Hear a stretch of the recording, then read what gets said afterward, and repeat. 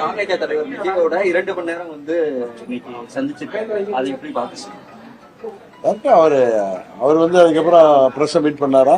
இதை மீட் பண்ணாரு. இன்னும் செங்கோட்டையன் உங்களுக்கு நேற்றே அவரு கோவை விமான நிலையத்துல அது ஊடகத்தை சந்தித்தப்ப அவர் சொன்னது உண்மையிலே எனக்கும் கூட அவரு மிக வருத்தத்தோட சொன்னாரு. 50 ஆண்டுகளுக்கு மேலாக நான் இந்த இயக்கத்துல விசுவாசமாக உழைத்த எத்தனையோ ஏற்றத்தாழ்வுகளுக்கு மத்தியில அதுக்கு பரிசாக இன்றைக்கு என்னை கட்சியை விட்டு நீக்கி இருக்கிறார்கள் என்பது எவ்வளவு மன வருத்தத்தில் சொன்னாரு. அதுதான் எங்களை சந்திக்கிறப்பெல்லாம் என்னிட்ட போன்ல பேசுறப்பெல்லாம் கடந்த 2-3 மாதங்களாக அதை தான் சொல்லி வந்தேன். அதனால ஒரு புரட்சி தலைவர் கண்ட இயக்கத்துல, அம்மாவின் இயக்கத்துல இன்றைக்கு எனக்கு தெரிந்து சட்டமன்ற உறுப்பினராக இருக்கின்ற ஒரு மூத்த நிர்வாகி அவர் என்ன ஊடகத்துல நாளைக்கு எப்படி இன்னைக்கு அவர் பிரஷ பாக்கலையா? இல்ல பாக்கல. காலையில பதவியை ராஜினாமா பண்ணிருக்காரு. ஆமா, பாத்துருக்காரு. இருந்தாலும் நாளைக்கு அவர் ஒரு மூத்த நிர்வாகி. நாளைக்கு அவரு நாங்க நல்லா அண்ணனாக மதிக்கக்கூடியவர். அவர் பிரஷ பார்த்து என்ன சொல்றாரோ அதுக்கப்புறம் நான் உங்கள்கிட்ட பேசுறது தான் நல்லா இருக்கும்னு நினைக்கிறேன். இல்ல நீங்க அரசியலா பாக்குறீங்க. நான் இன்னைக்கு அவர் எங்க கூட பசும்பொன் வந்தப்பே நான் சொன்ன ஊடகத்துல அவர் விருந்தாளியா வந்திருக்கிறாரு. நாங்க அரசியலுக்காக அவரை இங்க அழைத்து வரவில்லை. அவர் தொலைபேசியில எங்கள்கிட்ட பேசி நானும் இந்த ஆண்டு வருகிறேன் உங்களோட. ஏன்னா அம்மா அவர்களோட பல ஆண்டுகள் அவர் அம்மா அவர்கள் வருவதற்கு முன்பு அங்க பாதுகாப்ப அங்க அந்த நிகழ்ச்சியை சரியா நடத்தணுங்கிறதுக்காக செல்லக்கூடியவர். இன்றைக்கல்ல எனக்கு அவர் புரட்சி தலைவர் மறைவுக்கு பிறகு 87 அம்மா ஜேஎனியா செயல்பட்ட காலத்திலிருந்து கிட்டத்தட்ட 40 ஆண்டுகளாக எனக்கு நன்றாக தெரிந்த ஒரு நண்பர். அவர் 77 சட்டமன்ற உறுப்பினராக செயலாற்றி வந்தவர். அம்மா அவர்களுக்கு மிகவும் விசுவாசமாக செயல்பட்டவர். எத்தனையோ உயர்வு தாழ்வு வந்தாலும், எத்தனையோ பேர் கட்சியை விட்டு போனப்பையும் எவ்வளவோ இடர்பாடுகள் அம்மாவுக்கும் இயக்கத்திற்கும் வந்த பொழுதெல்லாம் விசுவாசத்தோடு எந்தவித எதிர்பார்ப்பும் இல்லாமல் அம்மா அவர்களை ஆதரவாக இருந்தவர் அவரு. அதனால அவரை பற்றி நாம் எது பேசும் பொழுது கவனமாக பேச வேண்டும் என்று நினைக்கிறேன். நீங்கள் அரசியலாக பார்க்கிறீர்கள். நான் 87 அம்மா அவர்கள் அன்றைக்கு ஜேஎனி செயல்பட்ட பொழுது தமிழ்நாடு முழுவதும் அந்த ஓபன் வேன்ல உட்கார்ந்து வருவாங்க. அப்ப நான் வேன்ல அம்மாவுக்கு பின்னாடி 23-24 வயசுல உட்கார்ந்து வரப்ப எங்களுக்கு அன்றைக்கே அவர் தான் முன்னாடி அம்மாவுடைய புரோகிராம் எல்லாம் அது கிராமமாக பல மாவட்டங்களுக்கு சென்றப்ப மறைந்த பெரியவர் SDS அவர்களும் அண்ணன் செங்கோட்டையன் அவர்கள் தான் அம்மாவுடைய டூர் புரோகிராம் அப்பவே பிக்ஸ் பண்ணாங்க. இன்றைக்கு அல்ல, அது இப்ப இல்ல. அவங்க முதலமைச்சரானது 91க்கு பிறகு அல்ல, 87 எனக்கு தெரிஞ்சு செப்டம்பர் 15 அண்ணா பிறந்த நாள் அன்றைக்கு அம்மா தஞ்சை மாவட்டத்துல, அப்ப 20 தொகுதியா இருந்த ஒன்றுபட்ட தஞ்சை மாவட்டத்துல முதலாக மக்கள் சந்திப்பு கிராமமாக சென்றார்கள். அப்பெல்லாம் இப்ப மாதிரி வேன்ல லிப்ட் கிடையாது, ஏறி இறங்குற மாதிரி. அப்பெல்லாம் மேல அம்மா ஓபன் லாரி மாதிரி ஜாக்கியை போட்டு கீழே ஃபிட் பண்ணி மேல ஓபன் வேன்ல உட்காந்துருப்பாங்க. அப்ப வேன்ல பாதுகாப்புக்காக நான் மேல அம்மாவுக்கு உறுதுணையாக பின்னாடி அமர்ந்திருக்கிறப்ப அந்த டூரே எல்லாம் 89 ஜனவரி தேர்தல் உட்பட 89 ஜனவரி 21 நினைக்கிறேன் தேர்தலும் இதை நடந்துச்சு. அந்த தேர்தல் சமயத்திலே அவர் அப்ப பெரியவர் SDS அவர்களும் அண்ணன் செங்கோட்டையன் அவர்கள் தான் அம்மா எல்லா மாவட்டங்களுக்கும் அழைத்து செல்லும் பொழுது ஒரு பம்பரம் போல செயல்படுவார். அவருக்கு பதவியில் இருந்தாலும் இல்லை என்றாலும் செங்கோட்டையன் அவர்கள் அம்மா அவர்கள் கடைசி காலம் வரை அம்மாவுடைய சில பேர் பைலட் அப்படி இப்படிலாம் பேசினாங்க. அப்படி இல்லை, அவர் ஒரு ஆர்கனைசர். அவர் சிறந்த நிர்வாகி. கிளைக்கழக செயலாளராக 72 புரட்சி தலைவர் காலத்தில் பஞ்சாயத்து தலைவராக இருந்து தனது அரசியல் வாழ்க்கையை தொடங்கியவர். இளம் வயதில 25 வயதுல 26 வயதிலேயே 77 சட்டமன்ற உறுப்பினர் இருந்து தொடர்ந்து அவர் சட்டமன்ற உறுப்பினராக எனக்கு தெரியும் 96 ஒரு முறை தான் தோற்றாருன்னு நினைக்கிறேன். 96ல வண்டிதான். மற்றபடி அவர் அவர் ஏதோ ஒரு முடிவு எடுக்கிறார் என்று ஏதாவது தெரிந்தால் அவர் என்ன பேசுகிறார் என்பதை பார்த்து விட்டு அதுக்கு பிறகு பதில் சொல்வதுதான் நல்லா இருக்கும்னு நினைக்கிறேன். இணையது குறித்து அவரு கேட்டப்போ நீங்க இணையறீங்களான்னு கேட்டப்போ அதுக்கு மறுப்பும் தெரிவிக்கிறாங்க. இல்லைங்க, மறுப்பு தெரியுது, ஆமான்னு சொல்லல. இல்ல நீங்க ஊடகத்துல உங்களுடைய பார்வை ஒன்று, நீங்க கேட்கிற கேள்வி நான் தப்பா சொல்லல. பட் எனக்கும் அவருக்குமான அந்த உறவு நட்பு என்பது கிட்டத்தட்ட 40 ஆண்டுகளாக உள்ளது. இன்னும் சொல்ல போனா 99ல அம்மா அவர்கள் என்னை முதல் முறையாக பாராளுமன்ற வேட்பாளராக நிறுத்திய பொழுது என்னை கோபிச்செட்டிப்பாளையத்தில் வேட்பாளராக நிறுத்த வேண்டும் என்று அம்மாவிடமே அவர் சொன்னார். ஏன்னா நாங்களாம் அந்த 87களில் கட்சியெல்லாம் தாண்டி அண்ணன் தம்பிகளாக நாங்கள் பழகியவர்கள். அவர் போல இந்த அம்மாவுக்கு ரொம்பவும் பிடித்த சில தலைவர்கள் இருக்கிறார்கள். சில பேர் இன்றைக்கு இல்லை, மறைந்து விட்டார்கள். அவர்கள் எல்லாம் அப்பொழுது நான் அம்மாவுடைய ஒரு நிழலாக இருந்த சமயத்தில் அவர்களோட நெருங்கி பழகின்ற வாய்ப்பு இருந்துச்சு அந்த காலகட்டத்தில். அதனாலதான் சொல்றேன், நான் அரசியலாக பேசவில்லை. அண்ணன் செங்கோட்டையன் அவர்கள் மிக வருத்தமாக, நேற்று கூட நான் தொலைக்காட்சியில பார்த்தாங்க, மிகவும் வருத்தத்துடன் அவர் சொல்லியிருந்தார். அதனால நாளைக்கு அவர் மீடியால என்னைக்கு பேசுறாரோ அதை தெரிந்து கொண்டு அதற்கு பிறகு நான் பேசுவதுதான் நான் மரியாதையாக இருக்கின்றன. இப்போ சட்டமன்ற உறுப்பினர் இருந்து ராஜினாமா பண்ணது அதிமுகவுக்கு பின்னடைவா இல்ல அதிமுக ஒருங்கிணைப்பு குழுக்கு பின்னடைவா? யாருக்கு பின்னடைவு என்பது உங்களுக்கும் தெரியும், தமிழ்நாட்டில் உள்ள அத்தனை அரசியல் கட்சிகளுக்கும் தெரியும், தலைவர்களுக்கும் தெரியும், தமிழ்நாட்டு மக்களுக்கும் தெரியும். கரெக்டு தானே? அதுதான் உண்மை. துரோகத்தை வீழ்த்துவதற்காக அவர் கட்சியிலிருந்து நீக்கப்பட்ட பிறகு எங்களோடு பயணித்துக் கொண்டிருப்பவர்கள், இன்னும் அண்டர்லைன் பண்ற, எங்களோடு பயணித்துக் கொண்டிருப்பவர். கரெக்டா? அதனால அவர் ஒரு முடிவு, ஏன்னா 2 நாட்களுக்கு முன்பு கூட 23ஆம் தேதி நினைக்கிறேன் ஞாயிற்றுக்கிழமை ஈவினிங் கூட என்னை சந்தித்து என்னோட பேசி இருந்துட்டு சென்னைக்கு வந்தா என்ன இந்த 2-3 மாதங்கள்ல சந்தித்து விட்டு செல்வார். என்னோட அரை மணி நேரம் பேசி அவர் நீக்கப்பட்டதுல மிகவும் ஒரு மன வருத்தம். பழைய கதைகள் எல்லாம் பேசுறப்ப, இந்த மாதிரி நிகழ்வுகள் பேசுறப்ப அதை சொல்லிட்டு அன்னைக்கு ஒரு 1/2 hour இருந்துட்டு ட்ரெயினுக்கு போறேன்னு சொல்லிட்டு போனார். ஆனா அன்றைக்கெல்லாம் அவர் இந்த முடிவு, என்ன முடிவு எடுத்திருக்கிறார், இப்ப நீங்க சொன்ன மாதிரி ரிசைன் பண்ண போறதோ திரு விஜய் அவர்களை சந்தித்ததை பற்றியும் என்னிடம் அவர் எதுவும் பேசவில்லை. எல்லாவற்றையும் தாண்டி அவர் மீது எனக்கு மிகுந்த மரியாதை உண்டு. அதனால அவரு ஊடகத்தில் எதுவும் பேசிய பிறகு அதற்கு பிறகு நாம அதை பற்றி பேசுவதுதான் நன்றாக இருக்கிறாங்க. திமுக அன்வர் ராஜா அழைப்பு விட்டுருக்காரு அவருக்கு செங்கோட்டையனுக்கு. ஆமா, அவரு புரட்சி தலைவர் காலத்திலிருந்து இயக்கத்துல இருப்பவர், ஒரு மூத்த நிர்வாகி, அமைச்சரெல்லாம் இருந்தவர். அதை நானும் பார்த்து தொலைக்காட்சியில. அதுபோல அமைச்சர் சேகர்பாபு எங்களுடைய பழைய சகாதான அவர் போய் அவரை பார்த்து பேசி அதெல்லாம் தொலைக்காட்சியில பார்த்தேன். பொறுத்திருப்பமையே அவசரப்பட்டுக்கிட்டு நீங்க கேள்விகள்லாம் சரி. ஆனா அவர் சில பேர் சொன்ன மாதிரி பைலட்லாம் கிடையாது, ஒரு சிறந்த நிர்வாகி.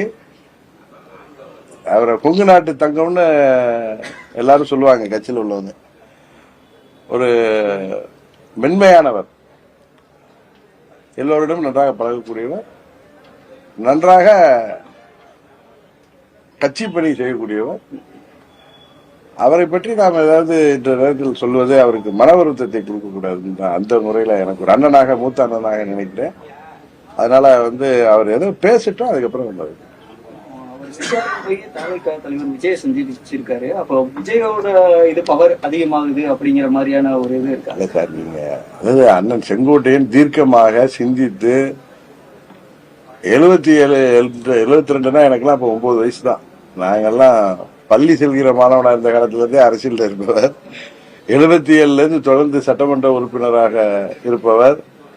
86ல புரட்சி தலைவர் மறைவுக்கு பிறகு 87ல அண்ணன் முத்துசாமி அவர்கள் அப்பொழுது அங்க அமைச்சராக இருந்தார். அங்க 11 தொகுதிகள் நினைக்கிறேன், 11 எம்எல்ஏகள்ல 7 பேர் செங்கோட்டையனோட தான் இருந்தாங்க அவரை சேர்த்து, அம்மாவுக்கு ஆதரவாக. அப்பொழுது மாவட்ட செயலாளர். அந்த காலகட்டத்திலிருந்து எனக்கு அவரை தெரியும். அது அவருடைய முடிவு என்பது எதற்காக எடுத்தார் இல்ல என்ன என்பது அவர் நிச்சயம் சொல்லுவார்ல. அதனால நான் அவர்கிட்ட 2 நாளா பேசவும் இல்லை. நேற்று ஊடகங்கள்லாம் அந்த செய்தி வந்தாலும் நாங்க வெளியூர்கள் வந்ததுனால ஊடகத்துல வர்ற செய்தியை வைத்து ஒரு வயதில் மூத்தவர்கிட்ட அண்ணனாக மதிக்க பேசுவது நன்றாக இருக்காதுன்னு தான் நான் இது வரைக்கும் பேசல. எப்படி என்கிட்ட பேசுவார் அவரு. அதனால அதுக்கப்புறம் நான் அவரை பற்றி பேசும் பொழுது எதா இருந்தாலும் அரசியல் எல்லாம் தாண்டி எங்களுக்கு அவர் மீது மிகுந்த மரியாதை உள்ளது. அதனால நான் இப்ப வெளியே பேச வருவேன். அமமுகவோட நிலைப்பாடு என்ன சார் 2026 தேர்தல் பொறுத்திருந்து பாருங்க. இது இப்ப வந்துட்டு தாவேகாவோட கூட்டணி வைக்க வாய்ப்பு இருக்கிறார். அதாவது நாங்கள் எந்த ஒரு கட்சியுடனும் இதுவரை முடிவு செய்யவில்லை. நான் பலமுறை உங்களுக்கு சொல்லியிருக்கேன். சில கட்சிகள் அவர்களது கூட்டணிக்கு நாங்கள் வர வேண்டும் என்று எங்களோடு பேசி வருவது உண்மை. ஆனா அது எந்த கட்சிகள் என்னன்னு இந்த நேரத்தில் பேசுவது நாகரிகமாக இருக்காது. எல்லாம் ஒரு இன்னும் முடிவுக்கு வந்த பிறகு நானே உங்களிடம் சொல்றேன். அதே மாதிரி பன்னீர்செல்வம் அவர்களும் என்ன சொல்லிருக்காங்க, தேசிய ஜனநாயக கூட்டணியில இடம்பெற வாய்ப்பு இருக்கு, எதுனாலும் அரசியல் நடக்கலாம் அப்படிங்கிற மாதிரியான ஒரு வார்த்தையை சொல்லியிருக்காரு. அதுக்கான பூர்வாங்க பணிகளும் நடந்துகிட்டு இருக்கு அப்படின்னு சொல்லியிருக்காரு. என்னன்னு ஏதோ ஒண்ணு சொல்றாருன்னா அதுல ஏதோ ஒரு விஷயம் இருக்கு. அது என்னன்னு பாப்போம். நம்ம எனக்கு அது என்னன்னு தெரியல அவர் சொன்னது. ஆனா அவர் என்ன பொறுத்திருந்து பாப்போம். சில நேரத்திற்கு முன்னாடி ஒரு தொலைக்காட்சியில கவர்னர் அவர் பேட்டி கொடுத்திருந்தாரு. இப்ப தமிழக முதல்வர் கவர்னரை தொடர்ந்து குறை சொல்லிக்கிட்டு இருக்காரு. அவங்க அனுப்பக்கூடிய ஃபைல்களை கிடப்புல போடுறாரு அப்படின்னு சொல்லி கவர்னர் மேல ஒரு குற்றச்சாட்டை சுமத்துறாங்க. ஆனா அப்படி எதுவும் கவர்னர் நான் பெண்டிங் வைக்கல, அது கரெக்டா இருந்தா அந்த ஃபைல நான் அனுப்பிடுறேன் அப்படின்னு சொல்லி பேட்டி கொடுத்திருந்தேன். அதை பத்தி உங்களுக்கு கடந்த காலம் தெரியும். சுப்ரீம் கோர்ட் வரைக்கும் போய் என்னெல்லாம் நடந்துச்சுன்னு உங்களுக்கும் தெரியும், எனக்கும் தெரியும். தமிழ்நாட்டு நலனுக்காக, தமிழ்நாட்டு மக்களின் நலனுக்காக கவர்னர் அவர்கள் செயல்படுவது அது மாதிரி செயல்படுவதுதான் சிறப்பாக இருக்கும் என்று நான் கருதுகிறேன்.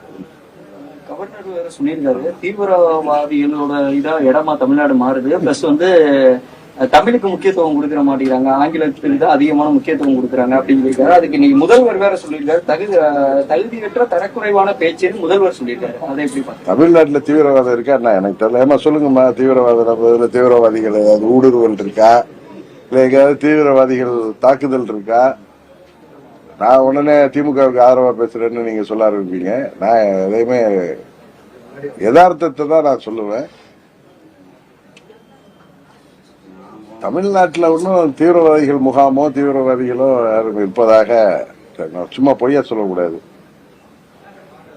சட்டம் ஒழுங்கு இப்ப இந்த காலத்துல இந்த போதை மருந்து பழக்கத்தால சட்டம் ஒழுங்கு பிரச்சனைகள் அதிகமாக இருக்கு என்பது உண்மை. அதை முதலமைச்சர் இரும்பு கரம் கொண்டு தடுக்க வேண்டும் என்பதுதான் எல்லோருடைய நிலைப்பாடு. அதே போல தமிழ் ஆங்கிலம் தான் வளருது, தமிழ்நாட்டுல தமிழ் வளரவே இல்லை அப்படிங்கிற மாதிரி சொல்லியிருக்கேன். கவர்னருடைய கருத்து. மாண்புமிகு கவர்னர் அவர் பேசுவதற்கெல்லாம் நான் பதில் சொல்லலாம். முதலமைச்சர் பதில் சொல்லியிருக்காருல்ல, அப்புறம் என்ன தமிழ்நாட்டு மக்கள் சார்பா அவர் சொல்லியிருக்காரு அப்படி எடுத்துக்கோ.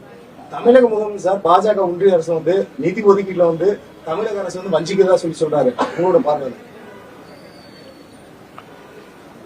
இதுல முதலமைச்சர் அது சொல்றாரு அப்படிங்கறத தாண்டி தமிழ்நாட்டு மக்களின் நலனுக்காக தமிழ்நாட்டு மக்களால் தேர்ந்தெடுக்கப்பட்ட அரசாங்கம், அந்த அரசாங்கத்தை நமக்கு பிடிக்குதோ இல்லையோ, ஆட்சியாளர்களை நமக்கு பிடிக்குதோ இல்லையோ, தமிழ்நாட்டு மக்கள் அறுதி பெரும்பான்மையோட ஒரு ஆட்சிக்கு வாய்ப்பளித்திருக்கிற சமயத்தில் அவர்கள் மக்கள் நலன் சார்ந்து கேட்கிற கோரிக்கைகளை மத்திய அரசு தாயுள்ளத்தோடு அணுகி அதை திட்டங்களுக்கு நிதி ஒதுக்க வேண்டும் என்பதுதான் நமது எல்லோருடைய வேண்டுகோளை தான்.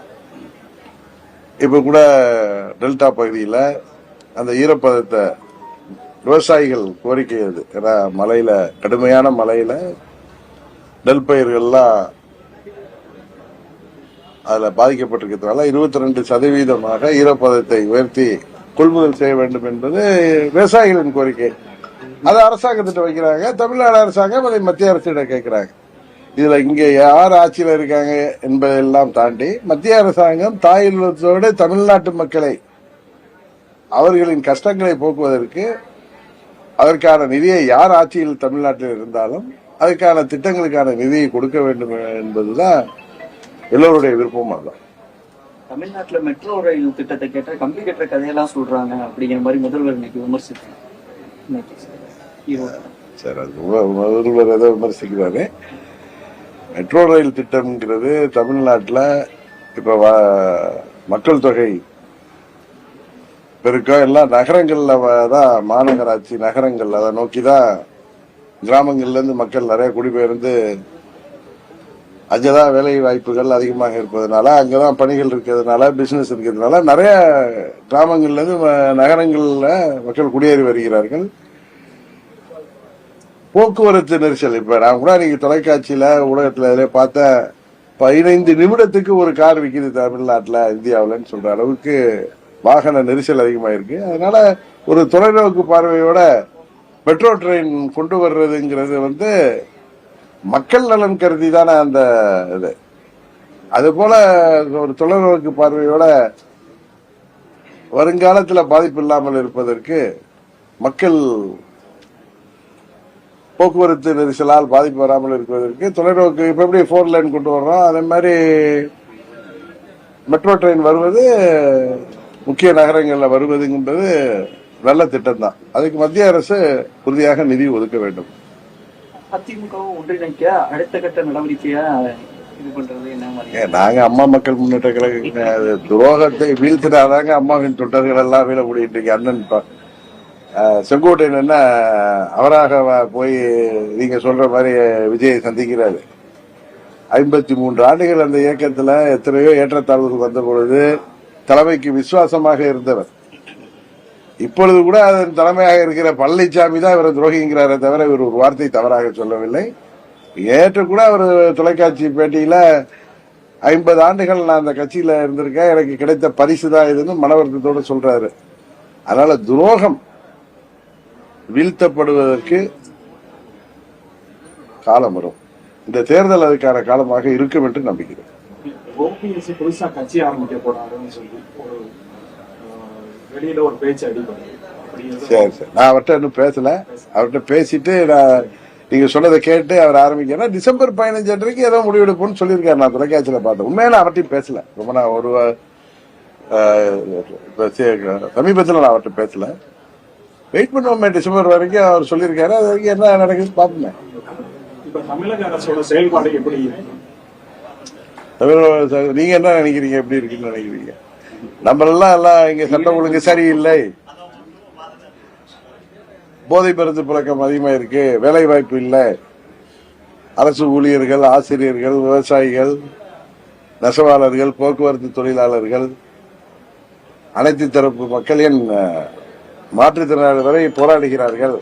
தேர்தல் வாக்குறுதிகள் நிறைவேற்றவில்லை என்றுதான் 3 ஆண்டுகளாக எல்லாரும் அதற்காக குரல் கொடுத்து வர்றோம். ஆனா 24 தேர்தலில் பாத்தீங்கன்னா திமுக கூட்டணிக்கு தான் மக்கள் 39 தொகுதி 100க்கு 100 கொடுத்திருக்காங்க. அதனால மற்ற கட்சிகள் அதை பற்றி யோசிக்க வேண்டும். என்னதான் இவ்வளவு பிரச்சனைகள் இருந்து நாம் எல்லாம் ஆட்சிக்கு எதிராக குரல் கொடுக்கிறோம், போராட்டங்கள் நடத்துறோம், சம்பந்தப்பட்டவர்கள் போராட்டம் நடத்துறோம், அவர்களுக்கு ஆதரவு கொடுக்கிறோம். ஆனா மக்கள் 24 தேர்தல்ல 21 ரைட்டு பழனிசாமிக்கு எதிராக வாக்களித்தார். 24 தேர்தலையும் 100க்கு 100% அவர்களுக்கு வாக்களிக்கிறார்களே, இதுல எங்க பிரச்சனை இருக்கு, எதை சரி செய்ய வேண்டும் என்று மற்ற கட்சிகள் தான் யோசிக்கிறது. சார், 2026 சட்டமன்ற தேர்தலில் அமமுக தலைமையில கூட்டணி அமையுமா இல்ல அமமுக கூட்டணி? கொஞ்சம் பொறுமையா இருங்களேன். இத்தனை நான் உங்களுக்கு முன்ன சொன்ன ஊடகத்துல இப்ப சொல்றேன். இப்ப 4 முனை போட்டி இருக்கு. நீங்க எல்லாம் எதிர்பாராத திருப்பங்கள்லாம் ஏற்பட்டு புதிதாக கூட்டணி அமைவதற்கு வாய்ப்பு இருக்குன்னு சொல்லியிருக்கேன். அதை நோக்கி சில நகர்வுகள் நடந்து கொண்டிருக்கிறது என்பது எனக்கு தெரியும். அதனால கொஞ்சம் வெயிட் பண்ணுங்க. இப்ப எஸ்ஐஆர் பல்வேறு குளறுபடிகளோட இந்த 4ஆம் தேதியோட ஃபர்ஸ்ட் முதற்கட்டம் முடியுது. இதை எப்படி பாக்குறீங்க? என்ன குளறுபடினா யாரோட குளறுபடி? இல்ல 1 மாசம் தான் டைம் கொடுத்திருக்காங்க எல்லாருக்கும். போய் இன்னும் காலம் பத்தலன்னா 4ஆம் தேதி என்ன அதிகம் பண்ணலாம். பட் எல்லா பகுதிகளிலும் அதை அந்த பணி சரியாக நடைபெற்று வருவதைத்தான் நான் நினைக்கிறேன். ஏன்னா எங்க கட்சி நிர்வாகிகள், மாவட்ட செயலாளர்கள், மற்ற நிர்வாகிகளை பேசுறப்ப எல்லா பகுதியிலும் அந்த பணி சரியாகத்தான் நடக்கிறது. இந்த வரைவு வாக்காளர் பட்டியல் வரட்டுமே, அதாவது தவறு நடந்தா நம்ம அதை சரி செய்துக்கலாம். இல்ல அதுக்கான காலங்கள் வந்து போதுமானதா? உறுதியாக டிசம்பர் 4 வரை 10ன்னு நினைக்கிறேன். அது இன்னும் அதிகப்படுத்தணும்ன்றதுதான் சரியா இருக்கு. சரி, வந்து பாத்தீங்கன்னா 6ஆம் தேதியில இருந்து போராட்டம் வர 6ஆம் தேதியில இருந்து காலை வரைக்கும் போராட்டம். அதுதான் சொல்றேன், அரசாங்கம் அவர்களுடைய தேர்தல் வாக்குறுதியில் சொன்னதை நிறைவேற்ற வேண்டும் அப்படிங்கிறது தானே அவர்களுடைய கோரிக்கை தான். அதை அரசு நிறைவேற்ற வேண்டும் என்பதுதான் நம்மளது வேண்டுகோள். சரி,